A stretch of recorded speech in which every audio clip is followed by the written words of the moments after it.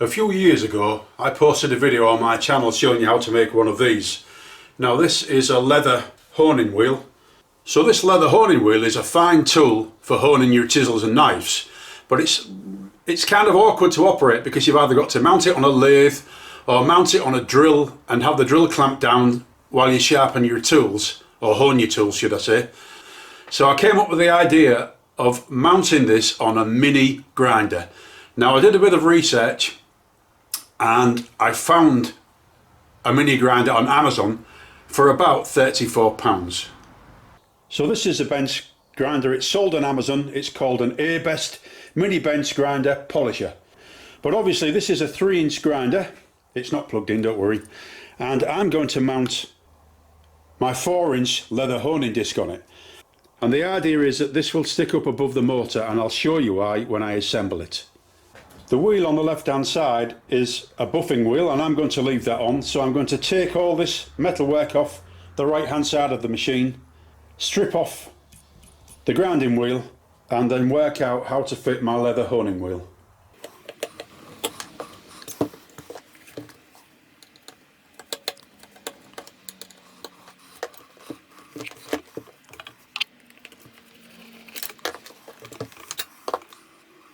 For this particular grinder I need a 17mm spanner to take the wheel off, and this is a connection to allow you to fit a flex drive which the grinder comes with, but obviously I won't be using that, so we'll take that off. That's 12mm, and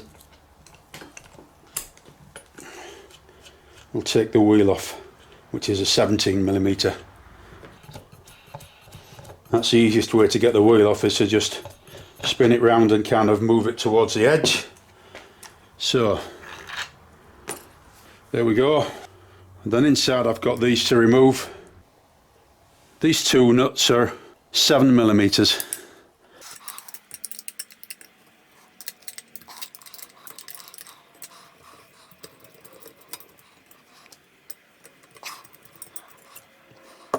Right, so that's all the metalwork removed. Now these are encapsulated, so they're not going to go anywhere. I don't know whether they're going to get in the way or not, we'll have to see.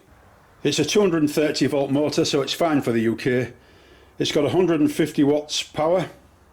It says no load speed of 0 to 10,000 revs per minute, but it certainly does not start at 0. It starts at about 2,000, 1,500, something like that. It's supposed to take a 75mm wheel at 20mm width with an inside diameter of 10mm. Now my honing wheel is about 25mm, but because this is an elongated shaft, because it's supposed to take a flex drive, there's enough shaft there to put this full disc on. So this is a 3-inch grinding wheel with a 10mm centre, so I'm just going to make sure that is 10mm. This is a 10mm drill bit, so it goes in there nicely, so it is 10mm. Now unfortunately when I made this I used a 6mm threaded bar, so I'm going to have to drill out the centre to 10mm. So I'll strip this down now. I've drilled out the centre to 10mm. Let's see if I can get it on the shaft. It's a little bit tight, but that's good, not bad. That's a little bit tight, so what I'm going to do is I need to hold this shaft so that I can screw it further. Once I can get the thread on this, it'll be fine.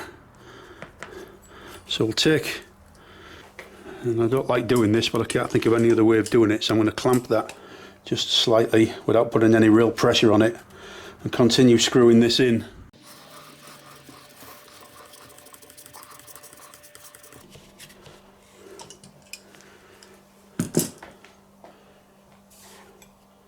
So there we go, that's on now.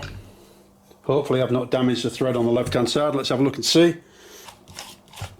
No, that's okay, that's good news. So I need to tighten that up, but first of all I'll get this set up. So we'll put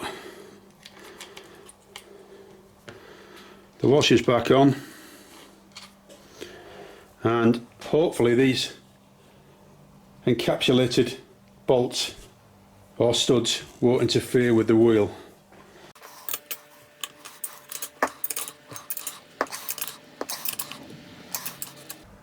There we go. So that is a wheel on. Now I need to tighten the other side.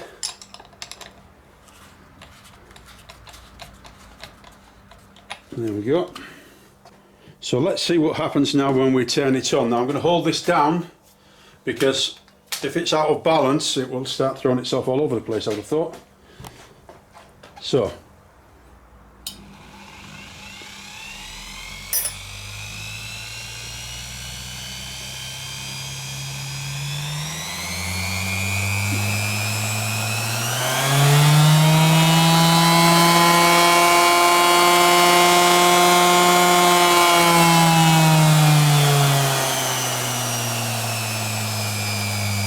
now that is the minimum speed, and there is absolutely no way I'll be using this on maximum speed. I'll be using it on minimum speed all the time.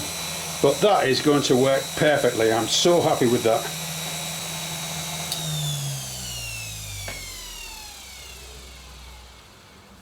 So you can see that the direction of travel is this way, so when I use this I'll be using it this way round. Hopefully I can get the cord under there. Yes, the cord will go under, so that when I'm sharpening a knife it's actually moving away from the knife, because if you have it moving towards a knife and you actually get the angle wrong, it'll dig into the knife and throw the knife back out, and that is very dangerous. So it needs to be used with the wheel spinning that way and the knife on the top with the blade facing that way, so you can sharpen it with the wheel moving away from the edge of the blade. And the reason that I wanted this to be over the top of the motor is because you can hold it this way when you're sharpening this side, and then when you sharpen this side you've actually got room to hold it the right way there as well. So I'm going to put some honing paste on the wheel. Got to be careful because if I put too much on it'll be splattering all over the place when I start it, so I don't want that to happen, especially since I've got my camera in front of it. But I'm just going to load up the wheel with honing paste and then I'll give it a wipe on the sides, I think.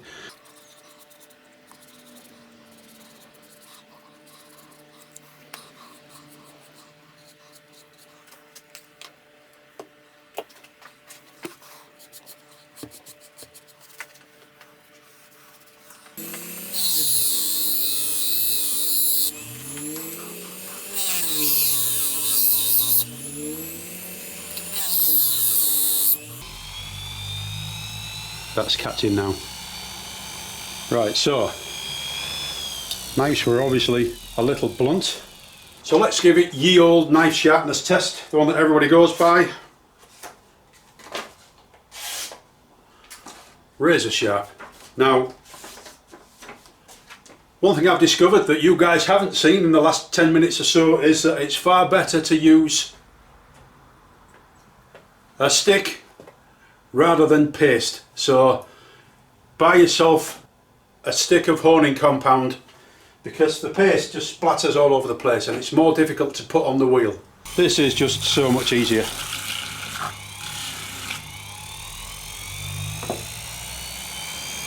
So I am now the proud owner of a leather honing machine